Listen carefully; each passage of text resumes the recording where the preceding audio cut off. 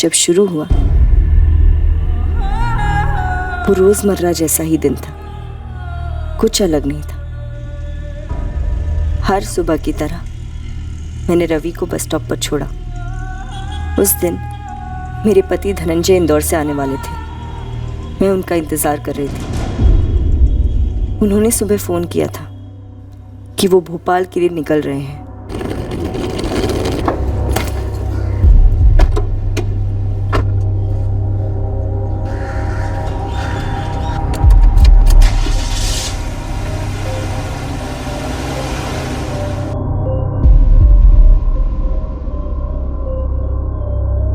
धनंजय ने मुझसे कहा था कि दोपहर के खाने पर पहुंचेंगे।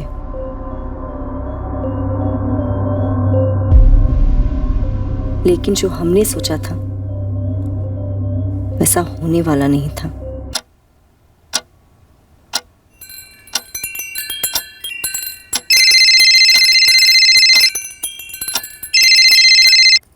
हाँ धनंजय, कहाँ पहुंचे आप? हेलो आरती, घर पर सब ठीक है ना? हाँ, ऐसा क्यों पूछ रहे हैं? आरती, मैं भोपाल नहीं आ रहा हूँ, मैं होशंगाबाद जा रहा हूँ, महेश चाचा के घर। अरे पर ऐसे अचानक क्या हुआ? देखो आरती, ध्यान से सुनो, घर पर कोई भी अजनबी आए तो दरवाजा मत खोलना। धनंजय, अब आप मुझे डरा रहे हैं, क्या बात है? आरती, मुझे लगता है कि कोई मेरा पीछा कर रहा है। मुझे लगता है कि उन लोगों को पता चल गया कि मैं इंदौर से भोपाल के लिए निकला हूँ। मैं पुलिस में फोन करूँ? नहीं, अभी नहीं आरती, पहले मुझे होशंगाबाद पहुँचने दो, मैं वहां से तुम्हें कॉल करता हूँ।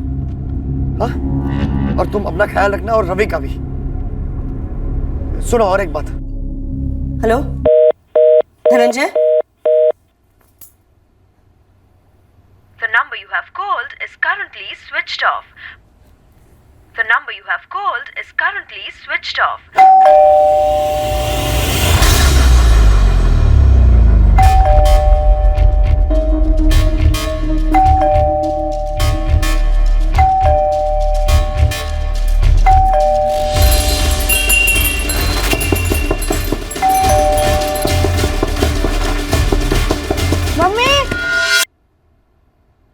मम्मी,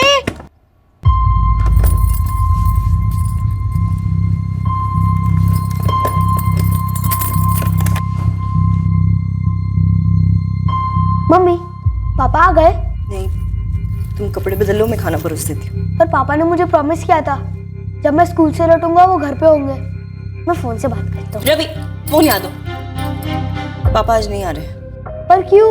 मैंने कहा ना, अब जिद मत करो। जाओ, जाकर चेंज करके आओ, मैं खाना परोस रही हूँ। मम्मी जाओ। The number you have called is currently switched off.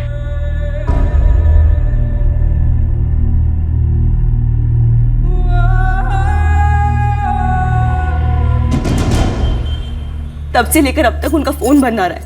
मुझे बहुत डर लग रहा है सर। मेरी तो ये समझ में नहीं आ रहा है कि मैं अपने बेटे रवि को क्या जवाब दूं, कैसे बताऊं। आरती जी, आपने होशंगाबाद फोन किया धनंजय के चाचा को? कल शाम को मैंने महेश चाचा जी को फोन किया था। धनंजय यहाँ आने वाला था? नहीं बेटा, मुझे तो खबर ही नहीं कि वो यहाँ आने वाला है। धनंजय ने तो कोई फोन भी नहीं किया मुझे। अब माजरा क्या है आरती बेटा? चाचा जी, धनंजय यहाँ भोपाल के लिए निकले थे, फिर फोन करके कहा कि कोई उनका पीछा कर रहा है और उनकी जान खतरे में है। ये क्या कह रही हो बेटा? तब फोन क्यों नहीं किया? उन्होंने कहा कि वो खुद आपके पास आ रहे हैं और मुझे पुलिस में भी जाने के लिए मना किया। कहा कि होशंगाबाद पहुंचकर खुद फोन करेंगे। और धनंजय हमारे पास पहुंचा ही नहीं।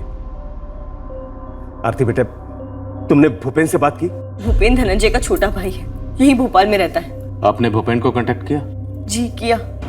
नहीं आरती भाभी, मेरी अभी भी घर पे आशु से बात हुई है। धनंजय भैया वहां नहीं गए हैं और मेरे पास भी उनका फोन नहीं आया कोई। मेरी लास्ट जब उनसे बात हुई थी तो उन्होंने बताया कि वो महेश चाचा जी के यहाँ जा रहे हैं होशंगाबाद, लेकिन चाचा जी कह रहे हैं कि धनंजय ने उन्हें फोन तक नहीं किया। मुझे बहुत डर लग रहा है भूपेन। आरती भाभी, क्या भैया को फिर से ऑफिस से ही खतरा था? ऑफिस के अलावा और किससे खतरा हो सकता है भूपेन? वो एकदम से अचानक 3-4 दिन के लिए भोपाल आ रहे थे। मैंने उनसे पूछा कि अचानक से क्यों आ रहे, तो कुछ बताया भी नहीं। सर, फिर भूपेन और उसकी पत्नी आशा हमारे घर आए। हमने रात भर इंतजार किया, फिर सुबह सीधे आपके पास आए हैं। इंदौर में क्या करते हैं आपके पति? लैंड रजिस्ट्रार ऑफिस में सीनियर क्लर्क है, वहीं इंदौर में किराए पर रहते हैं, हम यहाँ भोपाल में। तो आपने इंदौर में पड़ोसियों के साथ चेक किया? हो सकता है वो वापस लौट गए। नहीं लौटे सर, मैंने वहां पर भी फोन किया था। MP 6663 है, गाड़ी का नंबर और धनंजय चौधरी का फोटो सारे थानों में फ्लैश कर दिया है। सारे अस्पतालों में एक्सीडेंट केसेस भी चेक करो। कितना टाइम लगेगा सर? भूपेन जी, कार्रवाई शुरू हो चुकी है। थोड़ा टाइम तो लगेगा, पर आप चिंता मत कीजिए, हम आपके भाई को ढूंढ निकालेंगे। नंबर है 4441275581। नाम है धनंजय चौधरी। आदमी गायब हुआ है। धनंजय चौधरी की फोन रिकॉर्ड्स और लोकेशन हमें तुरंत चाहिए। उनकी जान को खतरा है शायद। खतरा? उनके बॉस रजिस्ट्रार रंजीत चौहान से था। सर 2-4 बार मेरे सामने भी धनंजय भैया ने रंजीत चौहान का ही नाम लिया था। उन्होंने बोला था कि उन्हें खतरा है रंजीत चौहान से। लेकिन रजिस्ट्रार जैसे वरिष्ठ सरकारी अफसर से एक सीनियर क्लर्क की जान को कैसे और क्यों खतरा था? जहाँ तक मुझे पता है, उनके इंदौर के लैंड रजिस्ट्री ऑफिस में भ्रष्टाचार हो रहा था और मेरे पति एक ईमानदार अफसर है। घूस के नाम से तक नफरत है उन्हें। मेरे पति को बहुत परेशान किया जा रहा था क्योंकि वो घूस लेने वाली मंडली में शामिल नहीं हो रहे थे। सर 1 हफ्ता पहले मैंने बातों में ही धनंजय भैया से पूछ लिया था कि दफ्तर में क्या चल रहा है। कब से एक ही रट लगाए बैठे हुए हैं, हमारे ग्रुप में शामिल हो जाओ, हमारे ग्रुप में शामिल हो जाओ। भूपेन, तू जानता है मेरा ज़मीर नहीं मान रहा है। ज़मीर तो पूरे जमाने का ही मर चुका है भैया। कभी कभी सोचता हूँ कि क्यों की मैंने सरकारी नौकरी। ये दिल करता है ये नौकरी छोड़ दूं, लेकिन फिर सोचता हूँ कि घर कैसे चलाऊंगा। साला भ्रष्टाचार का गढ़ बन गया हमारा दफ्तर। यहाँ घूस ना लो तो किसी दिन तुम्हारी जान ले लेंगे ये लोग। सर धनंजय भैया ने साफ तो नहीं बताया। हाँ, पर इतना कहा था कि रजिस्ट्रार रंजीत चौहान उन्हें घुमा फिराकर धमकियां दे रहा है। सब मुझे लगता है कि इंदौर के ऑफिस में जो हो रहा है वो यहाँ भोपाल हेडक्वार्टर्स में उसकी शिकायत करने आ रहे होंगे। रजिस्ट्रार रंजीत चौहान के खिलाफ शिकायत?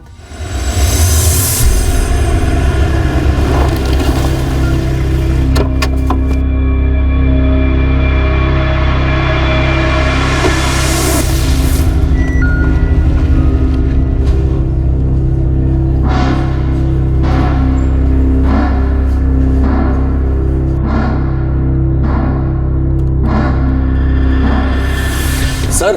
हाँ मुकेश। सर वो भोपाल पुलिस से फ़ोन आया था। किस बारे में? धनंजय चौधरी गायब हो गए। गायब मतलब? सर कल ही की बात है, पुलिस यहाँ पहुँच रही है। सारे फाइल्स और डिटेल्स मेरे टेबल पर जल्दी। सर वो धनंजय वाली फाइल्स ना? और कौन से मुकेश? समझ गए।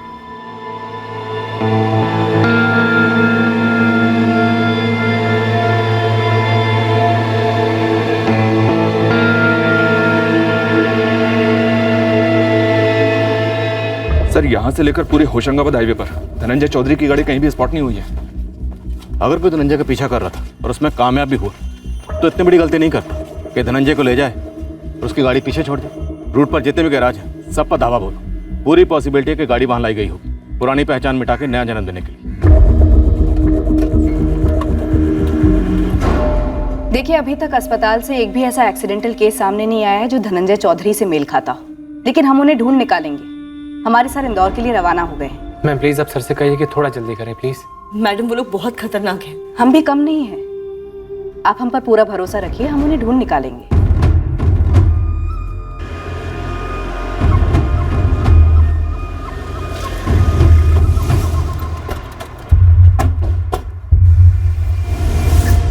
सरकारी डिपार्टमेंट में करप्शन का मामला है तो हो सकता है धनंजय चौधरी किसी घपले का भंडाफोड़ करने वाला विसल ब्लोअर, और कई विसल ब्लोअर की तरह ये भी गायब हुआ है। सुभाष, यहाँ के कर्मचारियों को कुरे दो। धनंजय चौधरी गायब हुए तो जाहिर सी बात है बहुत सी बातें हुई होंगी और हो रही होंगी। सर मैं ज़रा से रजिस्ट्रार रंजीत चौहान को टटोलता हूँ।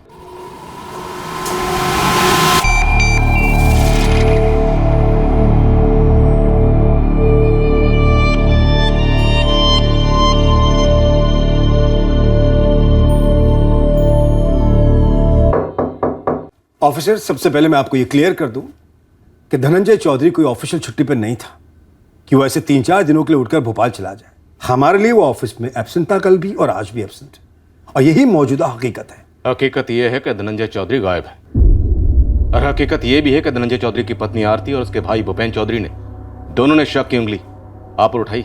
मुझ पर? उन दोनों का कहना है कि आप धनंजय चौधरी को परेशान कर रहे थे। मैं धनंजय को परेशान कर रहा था? मैं? धनंजय चौधरी न सिर्फ मेरे ऑफिस में बल्कि जिस ऑफिस में उसने काम किया है उन सब के लिए वो परेशानी था, मुसीबत था, सरदर्द था। सर सच कहूँ ना तो 36 का आंकड़ा है धनंजय और रंजीत सर के बीच में। आप तो बड़े अच्छे से समझ सकते हो जब सरकारी दफ्तर में कर्मचारियों के ऊपर साहब लोगों का दबाव होता है तो क्या होता है? दबाव किस चीज का था धनंजय पर? धनंजय काफी दिनों से परेशान था। आप चाहो तो शारदा जी से पूछ लो, वो आपको सब कुछ सच सच बता देंगी। दबाव की बात तुमने छेड़ी है, इसलिए पहले तुम सही सही बताओ। बोलो, धनंजय के ऊपर दबाव किस चीज का था? रजिस्ट्रार सर, मेरा मतलब रंजीत सर धनंजय को इस दफ्तर से आउट करवाना चाहते थे। वजह? कुछ फाइल्स थी जो शायद धनंजय को क्लियर करनी थी, पर उसने नहीं की। कैसी फाइल्स? और धनंजय ने क्लियर क्यों नहीं की? अब देखो साहब, इससे ज़्यादा मेरा मुंह मत खुलवाओ। मैं आपको पहले ही सामने से इतनी बड़ी टिप दे चुका हूँ। अब इसमें हमें घसीट कर हमारे ऊपर और दबाव मत डालिए। मैं बाल बच्चों वाला आदमी हूँ, और वैसे भी मुझे धनंजय की तरह इस दफ्तर से गायब होने का कोई शौक नहीं है साहब। दबाव था। अब सही कह रहे हैं ऑफिसर, दबाव था धनंजय, पर दबाव किस बात का था, क्यों था, उसका सारा चिट्ठा इन फाइलों में बंद है।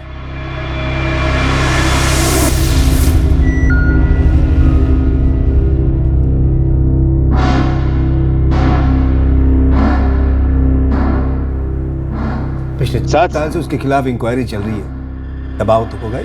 आपका मतलब है धनंजय गलत है, और उसकी गलती यह है कि वो इस वक्त गायब है। 1 नंबर का नौटंकी है इंस्पेक्टर, वो 1 नंबर का फ्रॉड है। फ्रॉड?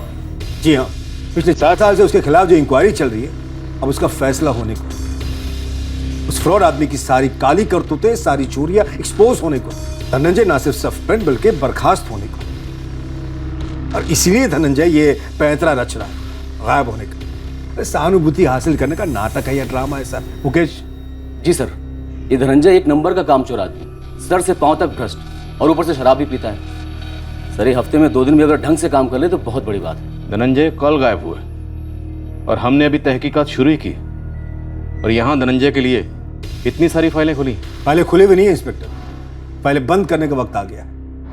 1 महीने में उसकी इंक्वायरी का निष्कर्ष सामने आ जाता, अब फिर धनंजय नौकरी से बाहर होता या शायद जेल के अंदर। सर, एग्जैक्टली मुझे नहीं पता कि क्या हुआ था, लेकिन ये बात सही नहीं है कि धनंजय एक कामचोर था या ऑफिस के लिए सरदर्द था।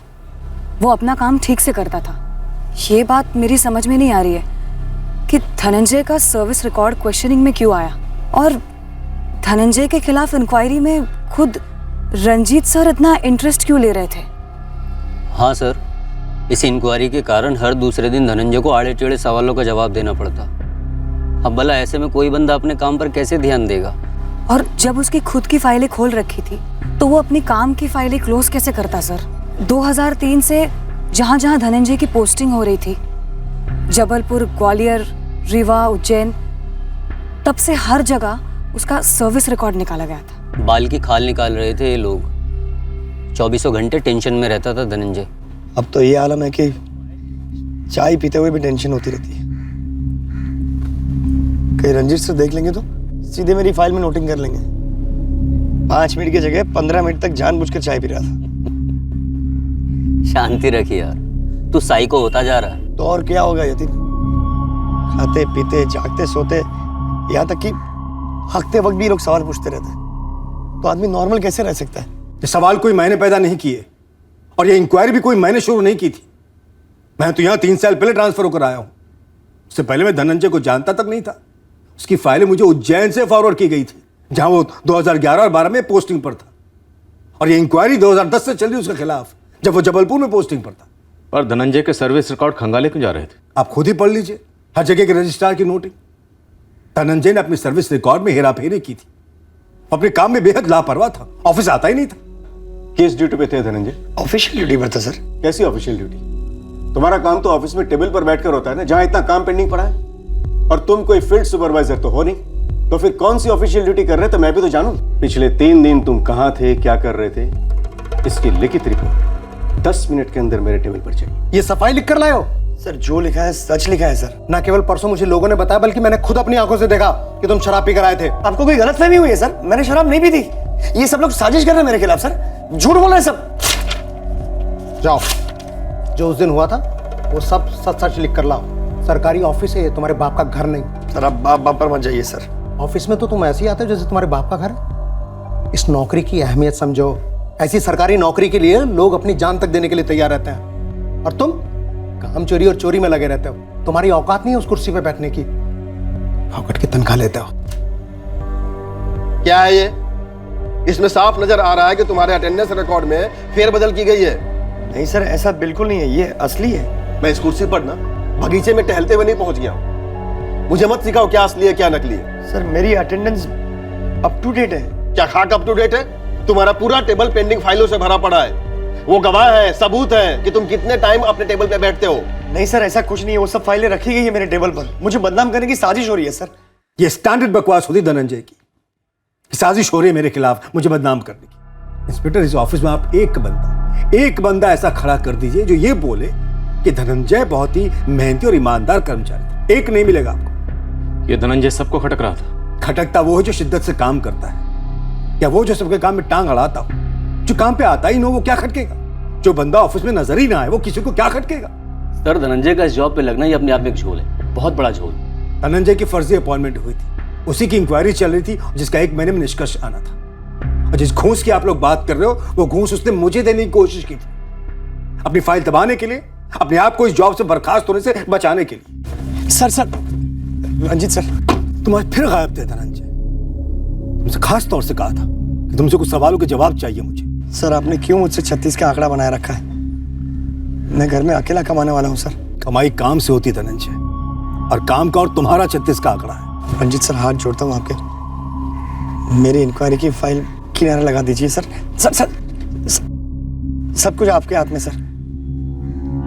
आप जो बोलेंगे मैं आपके हाथ में रख दूंगा सर। मतलब? जो भी गिफ्ट चाहिए तो गिफ्ट, या फिर कोई भी जमीन पास करवानी हो तो मैं आप ही का सपोर्ट करूंगा सर। तुम्हारी हिम्मत कैसे भी? Bloody rascal. सर अंग्रेजी में आप गाली देंगे तो भी गाली तो गाली ही रहेंगी ना। मैं सुनूंगा नहीं sir. Get lost, you third grade आदमी। अपनी काली करतूतों को छिपाने के लिए तुम मुझे घूस देने की जरूरत कर रहे हो। मुझे भूल गए कि मैं रजिस्ट्रार हूं। आप रजिस्ट्रार हैं तो मैं भी रास्ते का कंकड़ नहीं हूं सर। आपसे एक ही लेवल नीचे का अफसर हूं, और मेरे लेवल से भी आपको नीचे गिरा सकता हूं सर, काफी नीचे। घूस नहीं ली तो अब धमकी दे रहे हो? मेरी नौकरी मेरी पहचान है सर, मेरी जिंदगी है, और उसे बचाने के लिए मैं कुछ भी कर सकता हूँ, कुछ भी। यहाँ उल्टा चोर कोतवाल को डांटने वाला मामला है, और ये धनंजय चौधरी कोई गायब वायब नहीं हुआ है, चुप के बैठा होगा कहीं ताकि मुझ पर कीचड़ उछले। चौहान साहब, अगर आप धनंजय चौधरी के बारे में इतना सब कुछ जानते हैं तो ये भी बता दीजिए कि इस वक्त धनंजय चौधरी कहाँ छुप कर बैठा हो?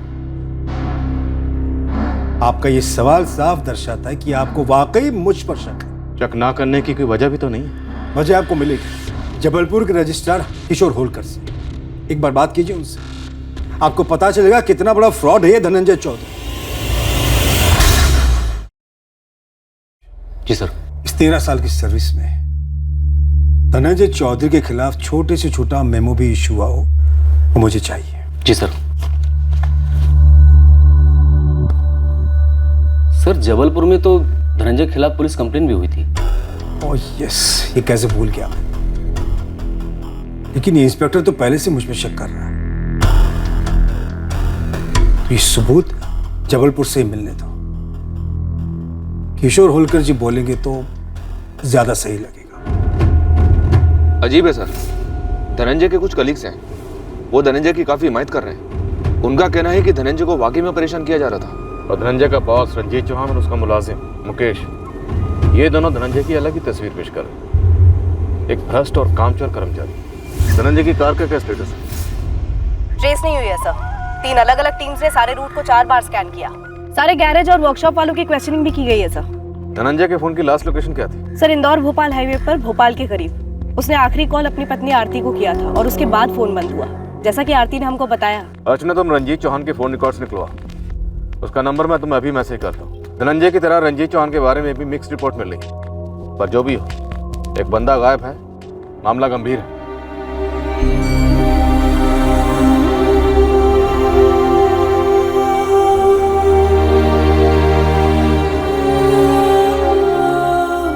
पापा वापस आ जाएंगे ना चाचू? हाँ रवि, तुम्हारे पापा बिल्कुल वापस आ जाएंगे। मुझे बहुत डर लग रहा है चाचू। रवि बेटा, इससे डरते नहीं,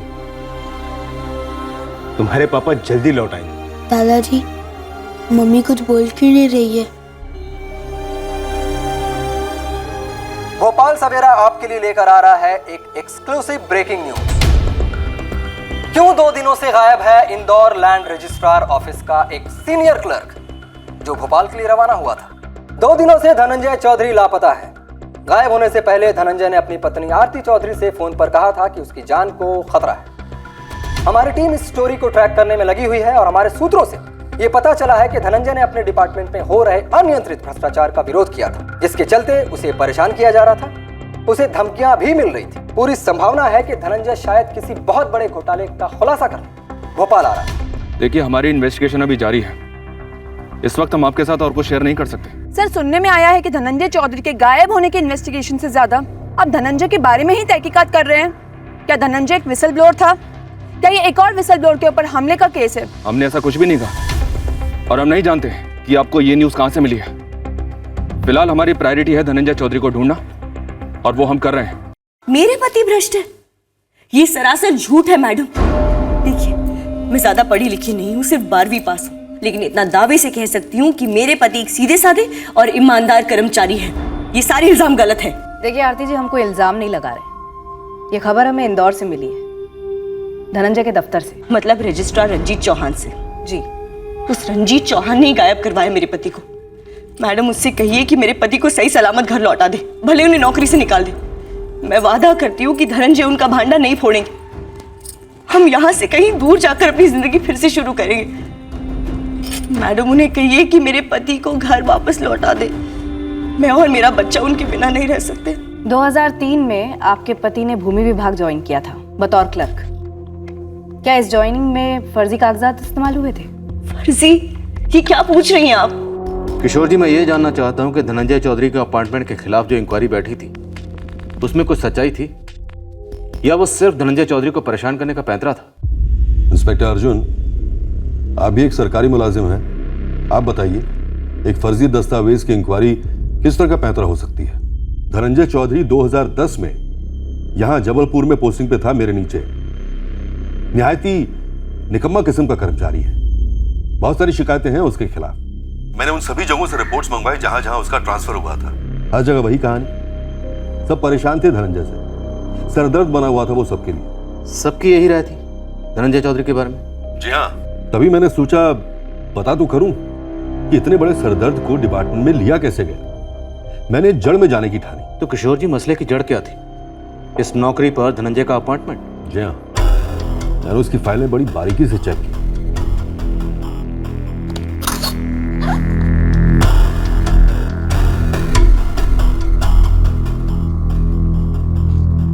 अनीता, इस धनंजय चौधरी को गोद लिया गया था। डॉक्यूमेंट्स तो यही कहते हैं सर। 2003 में उज्जैन के लोअर डिवीजन क्लर्क विश्वास साहू का देहांत हुआ, जिसकी जगह पर धनंजय को नौकरी दी गई। और विश्वास साहू ने धनंजय को 1995 में गोद लिया था। सर, मैंने उज्जैन के ऑफिस जाकर भी चेक किया। वहाँ के रिटायर असिस्टेंट रजिस्ट्रार मिलिंद दास से मेरी बात हुई। धनंजय की अपॉइंटमेंट के टाइम वो ही ड्यूटी पर थे। उन्होंने बताया कि धनंजय के असली पिता जगन्नाथ चौधरी उज्जैन के रजिस्ट्रार रह चुके हैं। वो 1999 में रिटायर हुए और 2006 में उनका देहांत हुआ। क्या नॉनसेंस है ये? धनंजय के असली पिता सरकारी कर्मचारी थे, जिनके जीते जी एक लोअर डिवीजन के दूसरे कर्मचारी विश्वास साहू ने धनंजय को गोद लिया था। अनीता जी, ऐसा है ना, धनंजय के पिता जगन्नाथ जी उज्जैन के रजिस्ट्रार थे। तब ये विश्वास साहू उनका बहुत खास हुआ करता था। 2003 में दफ्तर में विश्वास साहू को दिल का दौरा पड़ा था, हम सब के सामने। विश्वास जी, विश्वास जी, विश्वास जी, क्या हुआ? अरे कोई है? विश्वास जी, विश्वास, अरे अरे पानी लाओ जल्दी। विश्वास, विश्वास, उठो उठो, ये लो पानी पियो, ये लो पानी पियो, लो पानी लो, पानी पियो। अरे डॉक्टर को बुलाओ। ऑन द स्पॉट डेथ हो गई थी विश्वास साहू की। ड्यूटी पर मौत हुई थी तो जाहिर सी बात है कि विश्वास साहू की करीबी रिश्तेदार को उनकी नौकरी मिली होगी। हाँ, कानूनन तो ऐसे ही होता है। जगन्नाथ जी मेरे सामने आए, उन्होंने कागजात प्रस्तुत किए। विश्वास ने उनके बड़े बेटे धनंजय को 1995 में गोद लिया था। अजीब है, नहीं? आपको दाल में कुछ काला नहीं लगा? कैसे लगता? जगन्नाथ जी मेरे सीनियर रह चुके थे। अपने पूरे कार्यकाल में वो ईमानदार और नेक रजिस्ट्रार माने जाते थे।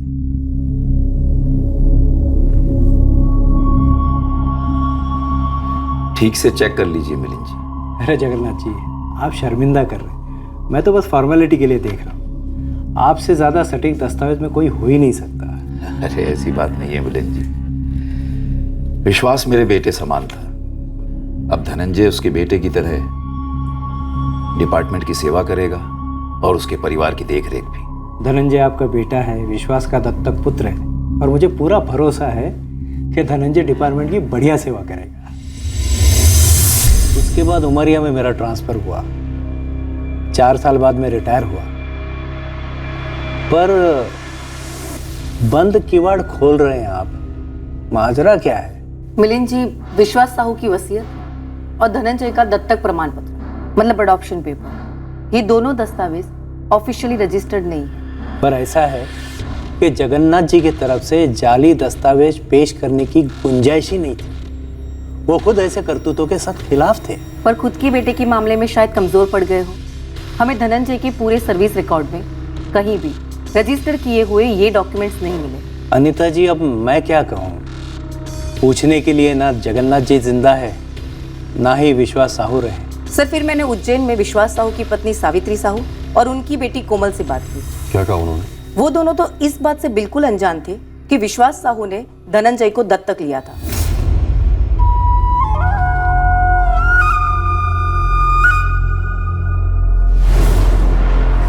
नहीं अनीता जी, हमें इसके बारे में कुछ भी पता नहीं।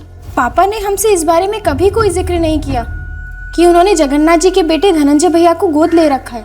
क्या कोई फ्रॉड नजर आ रहा है आपको? इस बारे में मैं क्या कहूँ आपको? जगन्नाथ जी ऐसा क्यों करेंगे?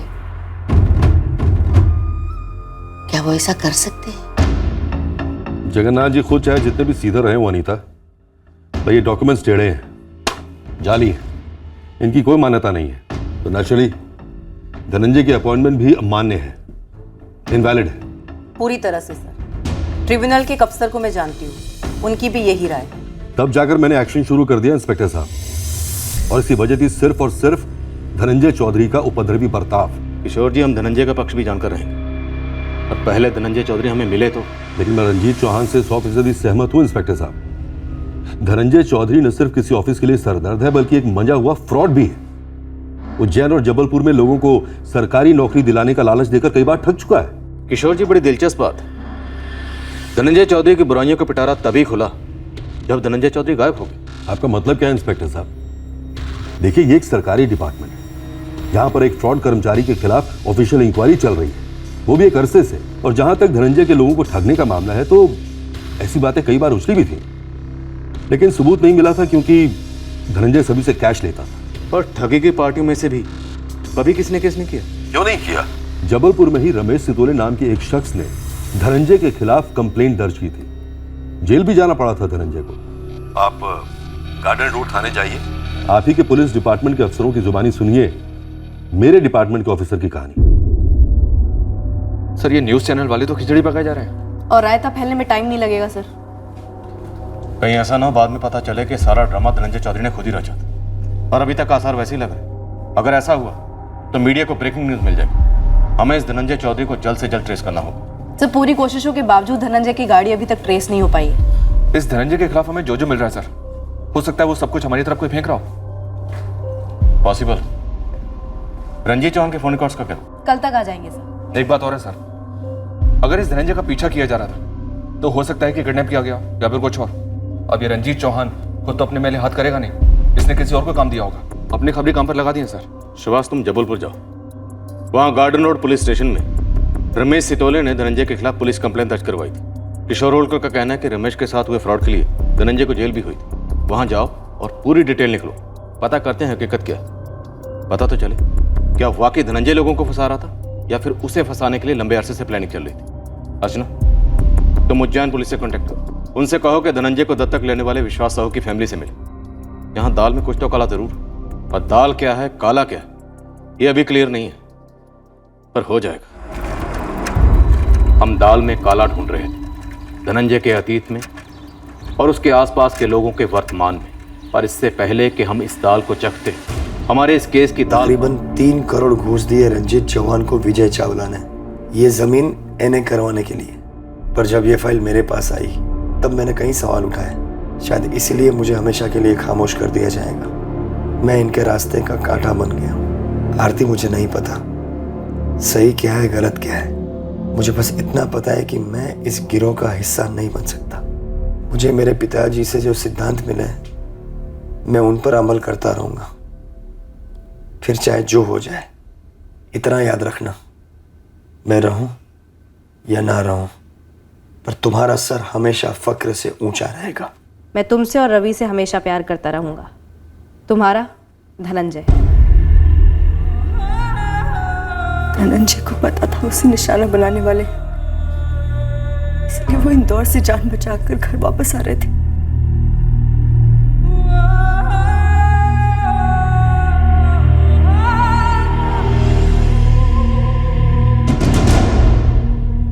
सर, मैंने पोस्टल डिपार्टमेंट से चेक किया, उनकी तरफ से वाकई में देरी हो गई। ठीक है, हो गई देर, लेकिन एक बात समझ में नहीं आई। धनंजय चौधरी अगर अपनी पत्नी को ऐसा खत लिख सकता है तो इंदौर पुलिस ये हमारे पास आकर शिकायत दर्ज क्यों नहीं करवाई उसने? सर, शायद धनंजय यहाँ भोपाल हेडक्वार्टर्स में किसी सीनियर अधिकारी को कंप्लेन करने के लिए निकला होगा। इंदौर में उसे खतरा महसूस हुआ होगा। अर्चना, आरती से बात करनी होगी, पता करना होगा कहीं ये दोनों मियाँ बीवी की मिली भगत तो नहीं है। सर, ये तो मतलब टू मच हो गया है। ये आप आरती से पूछ रहे कि उसने और धनंजय ने मिलकर कोई साजिश रची है? मेरी समझ नहीं आता कि आप लोगों के सवालों का क्या जवाब दूं। मुझे नहीं पता कि धनंजय ने मुझे वो लेटर क्यों लिखा, क्यों मुझे फोन करके बताया कि कोई उसका पीछा कर रहा है। आप लोगों को लगता है मेरे पास इन सवालों के जवाब है? आपने खुद कहा कि आपको अपने पति धनंजय के ऑफिस के काम के बारे में कुछ नहीं पता, पर फिर भी आपके पति धनंजय चौधरी ने ऑफिस से रिलेटेड इश्यूज को लेकर चिट्ठी आपको लिखी, ना इंदौर के किसी कलीग को ना पुलिस को। मुझे लगता है आप लोगों को भी पैसे मिले हैं सारा इल्जाम मुझ पर और धनंजय पर लगाने के लिए, इसलिए पहले दिन से आप उस रंजीत चौहान के इशारों पर नाच रहे हैं। आरती जी, ये मेरे उस सवाल का जवाब नहीं है जो मैंने आपसे पूछा। और एक सवाल, आपको 17 नवंबर की दोपहर को यह पता चल गया था कि आपके पति धनंजय चौधरी की जान को खतरा है, और आप हमारे पास आई 18 नवंबर, पूरा एक दिन इंतजार करने के बाद। क्यों?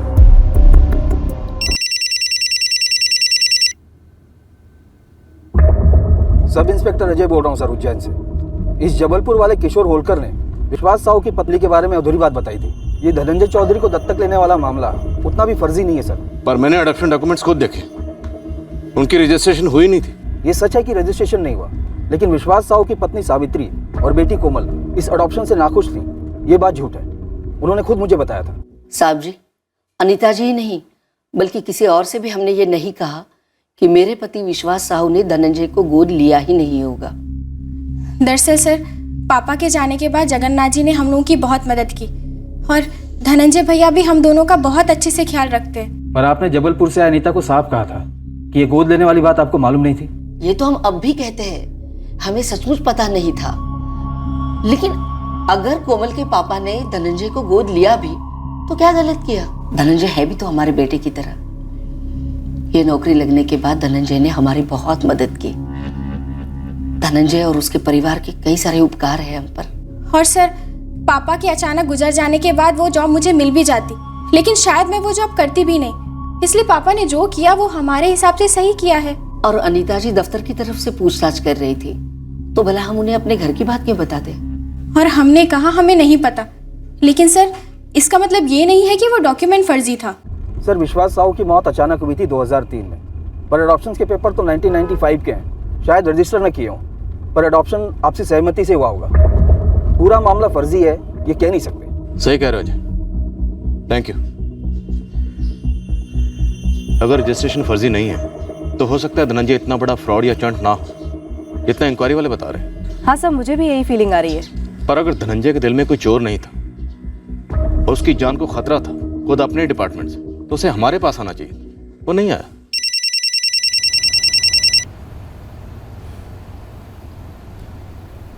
जैन सर। अर्जुन, ये धनंजय चौधरी मिसिंग केस में क्या प्रोग्रेस है? हमारी इन्वेस्टिगेशन चल रही है सर। सर, एक बात खटक रही है। धनंजय चौधरी को जान का खतरा था खुद अपने डिपार्टमेंट से, लेकिन फिर भी चिट्ठी उसने अपनी पत्नी को लिखी बजाय पुलिस में ऑफिशियल कंप्लेंट करने की। वो चिट्ठी धनंजय ने सिर्फ अपनी पत्नी आरती को नहीं, हमें भी लिखी थी, होम डिपार्टमेंट को भेजी थी। ये कब हुआ सर? तो तुम्हें मालूम नहीं है, पर मीडिया को मालूम है। नहीं सर, वो बात नहीं है। हमारी तहकीकात आगे बढ़ रही है, पर वो धनंजय को लेकर काफी कंफ्यूजिंग बयान आ रहे हैं। ये मामला पॉलिटिकल होता जा रहा है। वो विजय चावला, इंदौर का बिल्डर, उसके रूलिंग पार्टी के साथ पॉलिटिकल कनेक्शंस है। सर, हमें जल्दी कोई ब्रेक थ्रू मिलने की उम्मीद है। हमारी 6 टीम्स लगी हुई हैं, यहाँ, इंदौर, उज्जैन, होशंगाबाद और जबलपुर में। धनंजय सही सलामत मिल जाना चाहिए। अर्जुन, तुम रंजीत चौहान को हिट दो। मुझे डाउट है कि रंजीत का इसमें हाथ हो सकता है। हमें भी है सर। भाभी, कहाँ जा रही हैं आप? धनंजय इतने दिनों से गायब है, ना पुलिस कुछ करी ना कोई और कुछ कर रहा है। अब मैं खुद ढूंढूंगी उन्हें, और जब तक वो मिलेंगे नहीं, मैं उन्हें घर वापस न ले आऊं। मैं चैन से नहीं बैठने वाली हूं।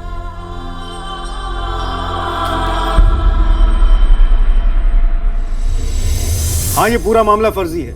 हाँ, विजय चावला की फाइल हमारे पास आई है, पर सच तो ये है इंस्पेक्टर कि विजय चावला की फाइल अभी तक आगे बढ़ी ही नहीं, क्योंकि उनकी एनए प्लॉट की अर्जी अभी अभी हमारे पास आई, जिनकी जांच परख करना भी बाकी है। ये अर्जी कितनी सही या गलत की रिपोर्ट भी अभी तक नहीं बनी। और आप जिस 3 करोड़ की घूस की बात करो ना, वो सरासर झूठ है, बिल्कुल गलत है। सच और झूठ के बीच की जितनी भी बातें वो आप फोन पर नहीं होंगी। आप कल सुबह 11 बजे से पहले यहाँ भोपाल में हमारे थाने में हाजिर हो जाइए। इंस्पेक्टर, मैं कोई जेब कतरा नहीं हूं जो आप इस तरह के आदेश भौंके और मैं दुम हिलाता हुआ आपके सामने हाजिर हो जाऊं।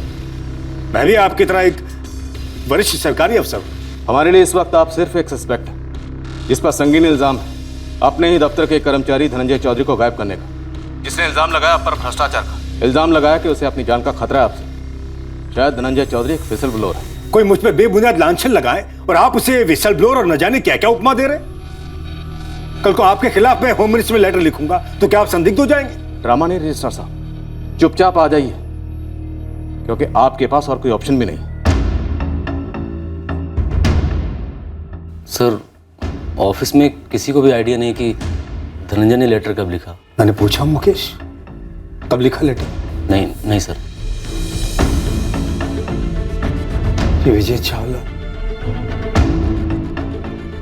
कहीं ये तो कोई गेम नहीं खेल रहा है। सर, ये विजय चावला तो साफ इनकार कर रहा है कि उसने किसी को 3 करोड़ की घूस ऑफर की है। अर्चना, कोई कुछ भी कबूल नहीं करेगा जब तक ये धनंजय चौधरी हमारे सामने नहीं होगा। और सर, ये आरती टीवी चैनल्स पे जाकर हमारे खिलाफ कुछ भी बयान दे रही है। मामला और बिगड़ सकता है सर। मैं आप सबसे हाथ जोड़कर विनती करती हूँ, जो कोई मेरे पति धनंजय चौधरी के बारे में कुछ भी जानता हो, प्लीज सामने आकर बताइए। मैं एक साधारण गृहिणी हूँ। मुझे नहीं पता कि पुलिस मेरे पति को ढूंढने के बजाय मेरे पीछे क्यों पड़ी है। मेरे पति का लेटर आप सबने पढ़ा है। अगर मुझे पहले जरा भी पता होता कि उनकी जान को खतरा है, तो मैं उनसे मनहूस नौकरी छुड़वा कर रहती। नेकी और सच्चाई की हिमायत करने वाले की इस देश में कोई जगह नहीं है। ब्लोअर इंदौर के सीनियर क्लर्क धनंजय चौधरी की गाड़ी आखिरकार होशंगाबाद के जंगलों में पुलिस को मिल गई, लेकिन धनंजय की अभी तक कोई खबर नहीं। पर अभी भी मामले की स्पष्ट तस्वीर उभर कर नहीं आ रही। सवाल यह है कि धनंजय को ढूंढने में क्या पुलिस की तरफ से काफी देर हो गई है? विश्वसनीय सूत्रों से भोपाल सवेरा को एक खास जानकारी मिली है कि पाई गई गाड़ी के अंदर खून के निशान हैं। पर फिलहाल इस खबर की पुष्टि होना बाकी है।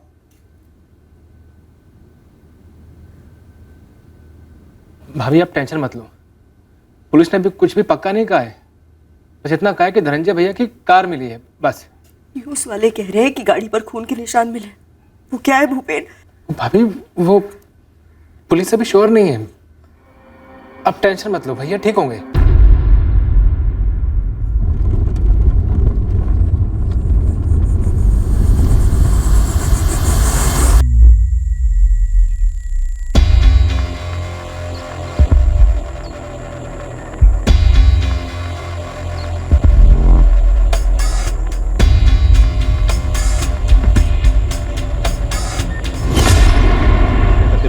सर, 4 टीम्स पूरे जंगल को छान रही है। अभी तक कहीं से कुछ रिपोर्ट नहीं हुआ है।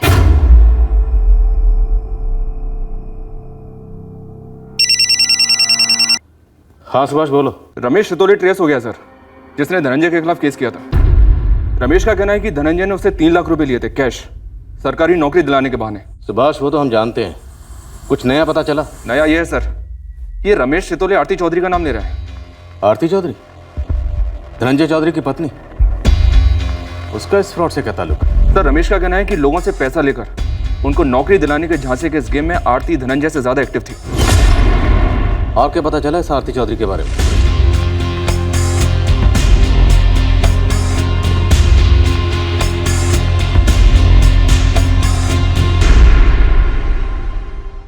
सच क्या था और झूठ क्या था, हम दोनों से ही अभी कोसों दूर थे। हर मोड़ पर लगता कि पलड़ा एक तरफ झुक रहा है, पर दूसरे ही मोड़ पर उसका उल्टा होता। या तो ये बहुत ही पेचीदा साजिश रची गई थी हमें इस तरह गुमराह करने के लिए, या फिर हमारी तहकीकात अपने आप से ऐसे मोड़ ले रही थी जो हमें कंफ्यूज किए जा रही थी। पर हमारा शक मजबूती से गहरा होता जा रहा था कि आरती कोई ना कोई गेम खेल रही है। मानो वो कोई सूत्रधार थी, कोई कठपुतली का। और अब हमारे सामने एक ऐसी चौंकाने वाली मौत आने वाली थी जिससे किसी के भी होश उड़ सकते हैं। कभी कभी वास्तविकता सिनेमा और किताबों के ड्रामे को भी मीलों पीछे छोड़ जाती है। कल हम एक चक्रव्यूह में दाखिल होंगे, ये पता करने के लिए कि आखिरकार इस केस में भ्रष्टाचार का चक्कर क्या था और उसका दायरा कहां तक फैला था, और पता लगाएंगे कि धनंजय अपने अंत से कैसे मिला। मम्मी,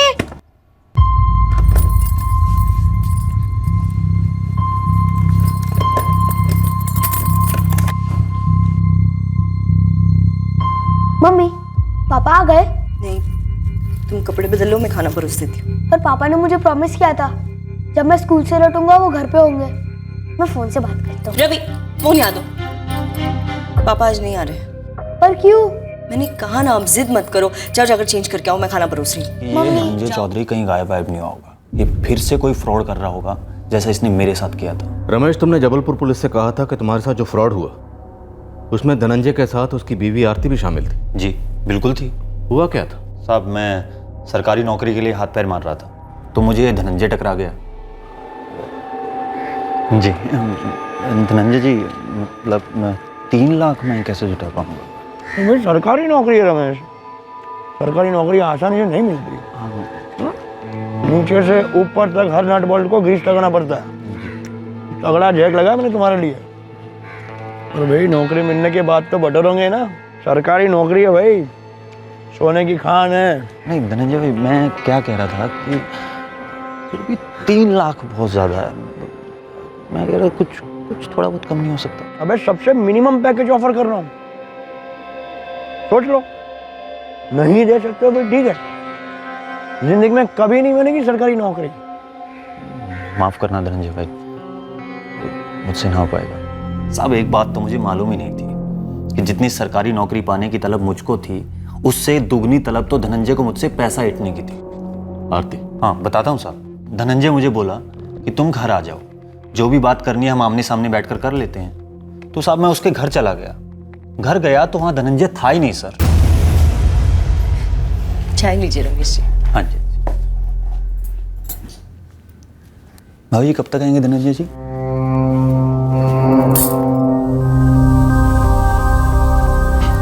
क्यों रमेश जी, मुझसे बात नहीं करेंगे आप?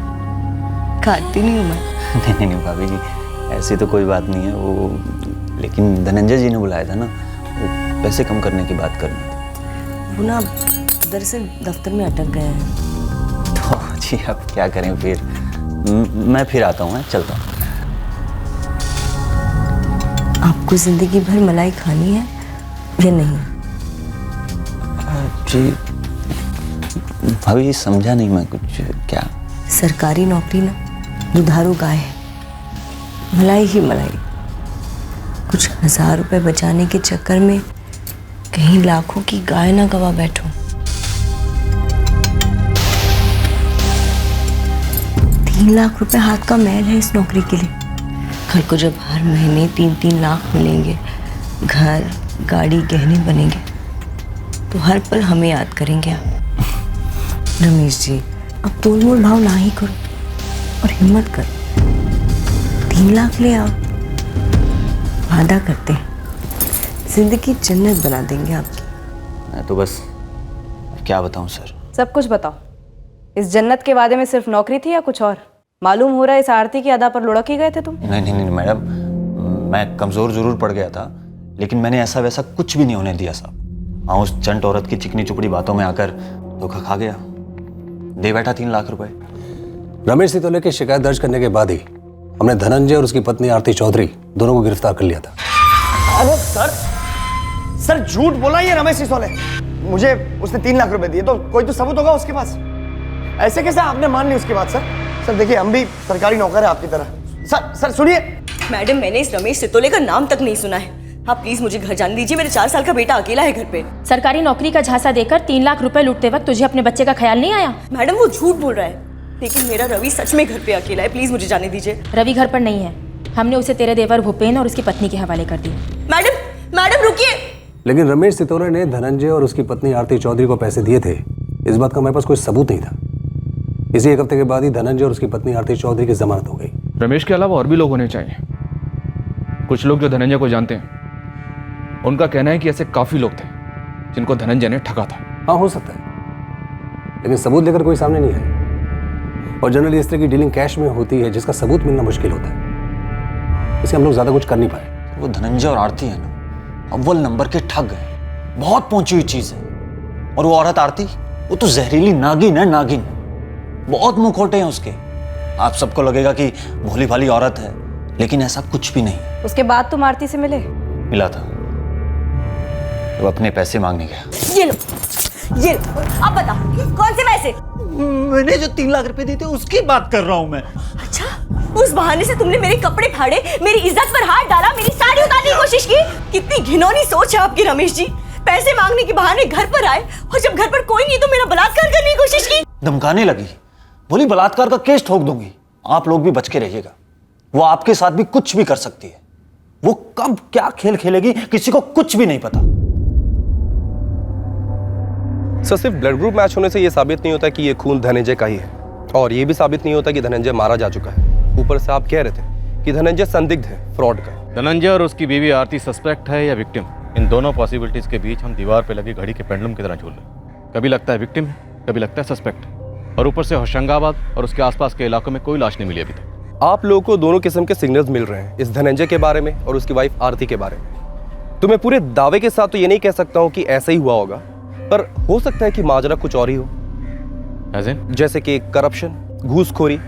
इन मामलों को साबित करना आसान नहीं होता है, तो हो सकता है इस करप्शन के पर्दे की आड़ में कोई और ही जाल बुना जा रहा हो। ये पूरी साजिश धनंजय की खुद की रचाई हुई हो।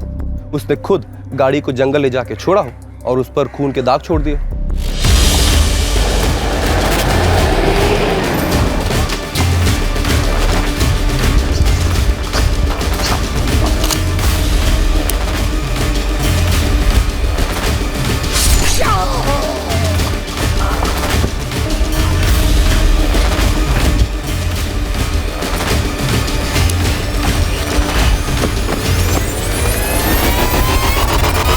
नामुमकिन तो नहीं है, जिस तरह से धनंजय की धूप छांव वाली तस्वीर अभी तक हमारे सामने आई। पर सर, मोटिव क्या हो सकता है? अपनी नौकरी को बचाने के लिए सहानुभूति बटोरने की कोशिश, या फिर किसी और ही एंगल के बारे में बात कर रहे हैं? जी मैम, कोई और एंगल की, जो इस नौकरी, करप्शन वगैरह से अलग हो। कोई अफेयर हो शायद। यानी धनंजय की इंदौर में कोई प्रेमिका हो जिसके लिए वो आरती को छोड़ना चाह रहा हो? क्वाइट पॉसिबल मैम, लेकिन सर इसका उल्टा भी तो हो सकता है कि शायद अफेयर धनंजय का नहीं, आरती का हो। देखिए, अगर वाकई में धनंजय की जान खतरे में थी और अगर वाकई में उसे मारा गया है, हो सकता है कि उसके पीछे आरती का हाथ हो।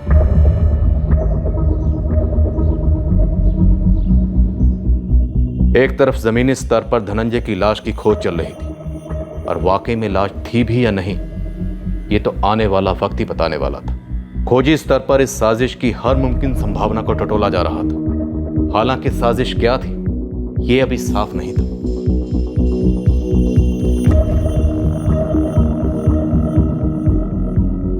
सर, आरती के कॉल रिकॉर्ड्स किसी भी अफेयर की तरफ इशारा नहीं कर रहे। धनंजय के कॉल रिकॉर्ड्स में भी इंदौर की किसी ऐसी औरत का नंबर फीचर नहीं हो रहा है जो इस बात की तरफ इशारा करे कि धनंजय ने उसके साथ मिलकर कोई प्लानिंग की होगी। सर, अगर ये दोनों इतने शातिर हैं जितना कि सुनने में आया है, तो इन शातिरों के पास 2 मोबाइल फोन्स भी हो सकते हैं, 3 भी हो सकते हैं, 4 भी हो सकते हैं, जिनके बारे में हमें कोई खबर ही नहीं है। खबर तो हमें पता करनी पड़ेगी अर्चना, किसी को कुछ ना कुछ तो पता ही होगा। मुझसे और क्या पता करना चाहते हैं सर आप? जिन लोगों से मालूम पड़ सकता है कि मेरे भाई के साथ आखिर हुआ क्या है, उनसे तो आप पूछ नहीं रहे हैं। वो और क्या जानना चाहते हैं मुझसे? कोई ऐसी बात जो बहुत ज्यादा प्राइवेट हो, जो सिर्फ आपको पता हो और जो बताने से आप चूक गए हो। ऐसी क्या बात हो सकती है? कोई इशारा तो दीजिए आप। भूपेन जी, हमारा थाना आपकी दुकान से 10 मिनट की दूरी पर है। हम आपका इंतजार कर रहे हैं।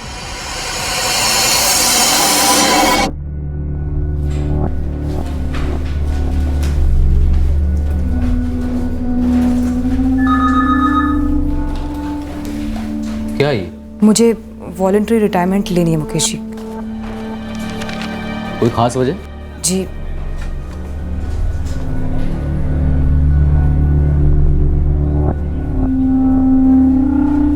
लेकिन शारदा, वो खास वजह तुमने इसमें लिखी नहीं। वो प्राइवेट है। मैं बस इस दफ्तर में अब और काम नहीं करना चाहती हूँ। ठीक है शारदा, मैं तुम्हारा ये अचानक से आया अजीब सा इस्तीफा रजी सर को दे दूंगा, जो भोपाल गए हैं अभी। और क्यों गए हैं तुम अच्छी तरह से जानते। आप मुझसे एक रजिस्ट्रार से पूछ रहे हैं क्या उसके सबसे नालायक कर्मचारी धनंजय का कोई अफेयर था?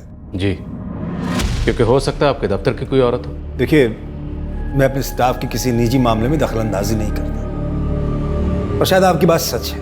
धनंजय अपने मकसद को हासिल करने के लिए कोई भी गेम खेल सकता है। एक नंबर का ढोंगी है वो। ढोंग तो हो रहा है, इसमें कोई दो राय नहीं, और ढोंग कौन कर रहा है ये भी साफ होना बाकी है। ओह, इसका मतलब आप धनंजय के जाल में फंस चुके हैं। दरअसल धनंजय की बीवी आरती की टीवी पर दलीलें देखकर आप लोग पिघल चुके हो। ये मीडिया जो भौंक रही है, इससे आप लोग कतरा रहे हो। पर भावनाओं को कुछ देर के लिए बाजू पे रखिए, ऊपरी दिखावे को छोड़कर थोड़ा गहराई में झांकिए, लॉजिक देखिए, लॉजिक। तब शायद आपको समझ में आएगा कि सारे तमाशे के पीछे धनंजय ही है। हो सकता है कि उसकी बीवी आरती भी इसमें शामिल हो। मुमकिन है, पर यह भी तो मुमकिन है कि कोई इस जोड़े को काले रंग में रंग कर हमारी आंखों में धूल झोंकने की कोशिश कर रहा हो। धूल झोंक रहा है मतलब मैं, राइट? ऑफिसर, एक सबूत ले आइए जो साबित करता हो कि मैं करप्ट हूं और मैंने धनंजय को गायब करवाया है। हम दोनों सरकारी मुलाजिम हैं, हम जानते हैं कि ये सिस्टम कैसे काम करता है। और अब तो दौर ऐसा आया है कि अक्सर जो आदमी चीख चीख कर अपनी बात सामने रखता है उसी को सुना जाता है, फिर चाहे वो भ्रष्ट क्यों ना हो। और जो बेचारा ईमानदारी से खामोशी से अपना काम करता हो, उसकी सच्चाई उस चीखों पुकार में दब जाती है। बड़े दुख की बात है सर, लेकिन ये सच्चाई है कि हमारे सिस्टम में ऊंची आवाज को सुना जाता है। ये बीमारी है हमारे सिस्टम। हम तो सरकारी मुलाजिम, हमें कोई टच नहीं कर सकता। इस बात को सच मानने की बीमारी भी तो है हमारे सिस्टम में। तो कीजिए ना टच, छूइए ना धनंजय को, वो भी तो सरकारी मुलाजिम है। ढूंढ निकालिए उसे, तब खुद ब खुद पता चल जाएगा आपको कि बीमारी क्या है और बीमार कौन। शर्म की सारी हदें पार कर रहे हैं ऐसे सवाल पूछ के आप लोग। ये कोई जवाब नहीं हुआ भूपेन जी। क्या जवाब दूं ऐसे सवाल का मैं? इतना भद्दा सवाल कि मेरी भाभी का किसी के साथ अफेयर है कि नहीं।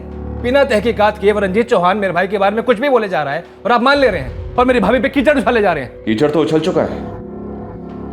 रमेश सितोले का नाम तो सुना ही होगा, जबलपुर में ठगा था इसे तुम्हारी दूध की दुली भाभी और हरिश्चंद्र जैसे भैया ने। 1 हफ्ते में जमानत हुई थी, वो आप नहीं मानेंगे।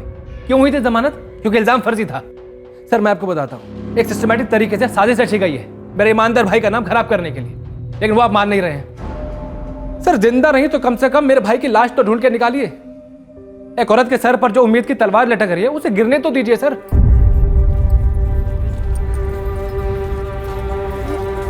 मैं पुलिस से ये कहने आई हूँ कि जो भी पूछना है मुझसे मेरे मुंह पर पूछे।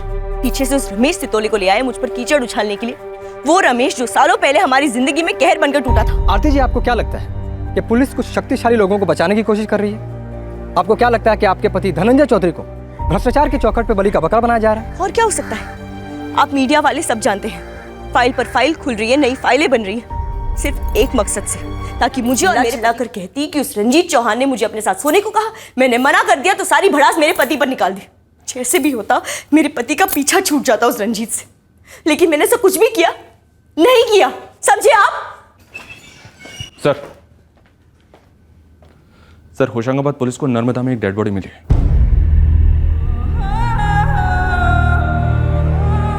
आज सुबह ही मिली सर, तैरते तैरते किनारे पर आ गई।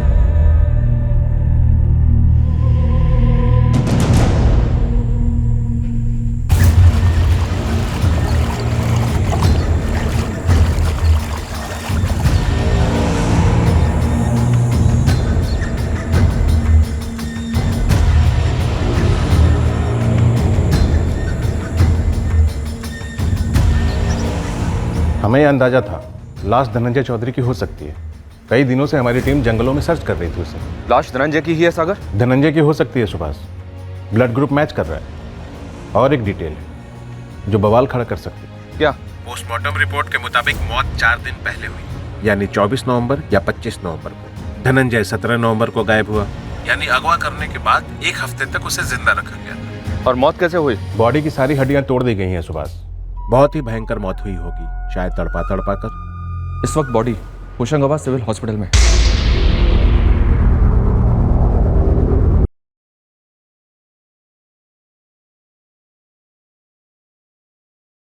डेट और टाइम बताइए, मैं पहुंच जाऊं। लेकिन मैडम पहले ये बताइए कि आप मुझसे और क्या नया ऐसा पता करना चाहेंगी जो आपने पहले पता नहीं किया। सच विजय चावला जी, उस 3 करोड़ की घूस का सच जो धनंजय ने अपने लेटर में लिख कर दिया था। देखिए मैडम, सच तो वही है जो मैंने आपको पहले बताया था। मैंने किसी को कोई घूस ऑफर नहीं की, चाहे वो रजिस्ट्रार रंजीत चौहान जी हो या फिर कोई और। कोई बात नहीं, आप फिर भी हाजिर हो जाइए शाम 4 बजे के पहले सारे पेपर्स के साथ। ये लीजिए सर, ये सारे पेपर्स आपके लिए। एक एक पेपर बारीकी से पढ़िए सर। मेरे पास घर में एक लैंडलाइन फोन है, एक ऑफिस में लैंडलाइन है।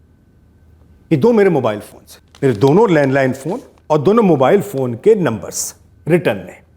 अब निकालिए, चारों फोन के सारे डिटेल्स निकालिए सर। होशंगाबाद का एड्रेस नहीं देंगे? रिटर्न में, जहां पर 17 नवंबर से लेकर 24 नवंबर तक धनंजय चौधरी को टॉर्चर किया गया था। सर, आप धनंजय के जाल में न सिर्फ फंसे हुए हैं, पूरी तरह से धंस चुके। जाल तो हमारी तरफ जरूर फेंके गए, पर वो जाल आपने फेंके। आपने, आपके गिरोह ने, और एक नहीं कई जाल फेंके ताकि हम धनंजय के कातिलों के बजाय उसके पास्ट के पीछे पड़े। अब आप ये बताइए कि 1 हफ्ते तक धनंजय को कौन सी बात उगलवाने के लिए टॉर्चर किया गया, या कौन सी बात कबूल करने के लिए? सर, धनंजय के इंदौर वाले फ्लैट से ऐसा कुछ भी नहीं मिला है जिससे हमें कोई भी लीड मिल सके। धनंजय का कंप्यूटर स्कैन किया सर, कुछ भी नहीं निकला। मैंने धनंजय के दोनों करीबी ऑफिस कोलीग्स यतिन शर्मा और शारदा पचौरी से भी बात की। दोनों को आइडिया नहीं है कि विजय चावला के 3 करोड़ के ऑफर के अलावा धनंजय के पास और क्या क्या जानकारी थी। ऑफिस में और कोई बातचीत, अफवाह, गपशप? एक नई डेवलपमेंट हुई है सर, शारदा पचौरी ने इस्तीफा दे दिया है। 1 महीने के नोटिस पीरियड पे काम कर रही है। इस्तीफा किस लिए? धनंजय के मामले से हिल गई है। अर्चना, शारदा को तुरंत इस कहने पर डाल दो। हो सकता है ये कोई जानती हो, डर रही हो, या फिर शारदा का इस्तीफा देना ये भी कोई चाल हो। सिर्फ शारदा ही क्यों, मैं खुद भी पूरी तरह हिला हुआ हूँ। पर इस्तीफा तो सिर्फ शारदा ने दिया, आपने नहीं, वो भी एकदम अचानक से। क्यों? वो तो शारदा ही जाने से। मैं तो सिर्फ इतना जानता हूं कि मेरे हाथ के नीचे मेरे दफ्तर में 1 पैसे का घोटाला नहीं हुआ, 1 पैसे का गफला नहीं हुआ। सर, मैं आपसे पहले भी कह चुका कि आप लॉजिक देखिए, लॉजिक। धनंजय को मार के किसी को क्या मिलता? धनंजय उस पोजीशन में था ही नहीं कि वो किसी की फाइल को रोक सके या उसे आगे बढ़ा सके। उसके पास वो अथॉरिटी नहीं थी। और जिसका नाम उसने लेटर में लिया था, वो बिल्डर विजय चावला, उसकी फाइल तो कभी धनंजय के पास गई नहीं थी।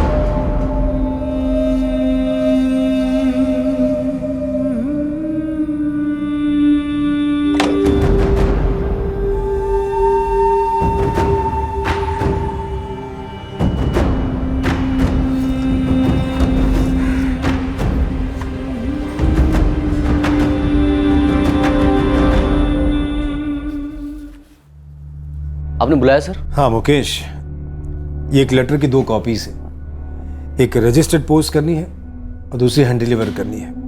भोपाल, आरती चौधरी की है। जी। आरती चौधरी ज्वाइन कर रही हैं? मैं उसे जॉब ऑफर करना पड़ेगा मुकेश, और कोई विकल्प नहीं हमारे पास। उसके मृत पति की जगह उसे नौकरी मिल सकती है।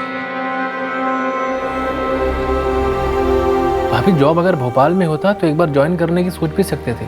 मैंने सोच लिया भूपी, मैं इंदौर जाऊंगी। मतलब भाभी, इंदौर, वहाँ हमारा कोई भी नहीं है। धनंजय की यादें हैं।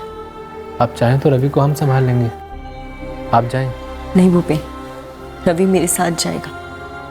इंदौर में भी बहुत अच्छे स्कूल्स हैं। मैं इंदौर के ऑफिस में फ़ोन करके बता दूंगी कि मैं 2 हफ्ते बाद ज्वाइन करने वाली हूँ। 0 लीड्स। अभी तक तो 0 ही है सर। कुछ भी पता नहीं चल रहा है कि 7 दिनों तक धनंजय को कहाँ छुपा कर रखा गया। सर, शारदा की सर्वेलेंस की 0, हर ब्रांच ऑफिस में तहकीकात की 0, विजय चावला को खंगाला, वहां भी 0 लीड्स। मतलब बैक टू पवेलियन, जहाँ थे वहीं। अफेयर वाले एंगल ने कुछ स्कोर किया? सर अगर अफेयर रहा भी होगा तो आरती की तरफ से रहा होगा, लेकिन सर अगर इस वक्त हमने उस एंगल को टच भी किया तो मीडिया मैदानी जंग छेड़ देगी। सर अब तो आरती को इंदौर में धनंजय की जॉब भी मिल गई है। बहुत शातिर खिलाड़ी है ये आरती। पुलिस और मीडिया दोनों की गर्मी ठंडे होने का इंतजार कर रही होगी।